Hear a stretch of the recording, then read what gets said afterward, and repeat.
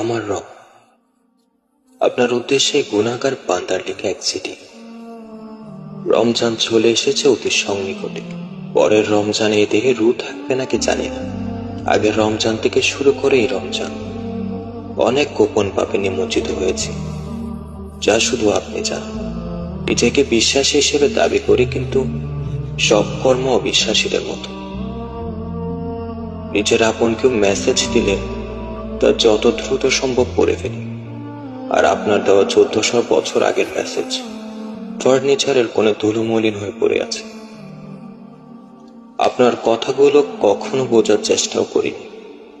নিজের নামের আগে আপনার রাসূলের নাম লাগিয়েছে, কিন্তু ওনার কথা সত্যি কি শুনেছি? হারাম কাজকে আসলে কি এখন কেউ ভয় পায়?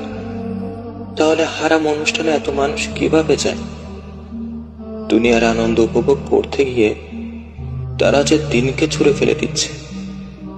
আমরা রবকে মানে, কিন্তু তার কথা শুনি না।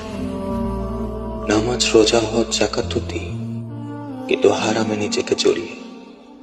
শয়তান এবং আমার নফসের শব্দ এখনো কানে আসে।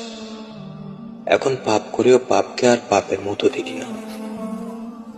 নিজেদের অন্যদের থেকে আলাদা দেখানোর জন্য ডেভিল শব্দ ব্যবহার করে থাকি। কাউকে আপনার দিনের কথা বলে তারা হেসে উড়িয়ে দিবে। হুজুর, বয়স কত, কি জানোস? জানি না, আরো কত কিছু বলবে। যখনই আমি ভেঙে পড়ি, আপনার এই আয়াত মনে করি, হাসবুনাল্লাহু ওয়া নি'মাল ওয়াকিল। আল্লাহ আমাদের জন্য যথেষ্ট এবং তিনি উত্তম সাহায্যকারী, কার্য সম্পাদনকারী।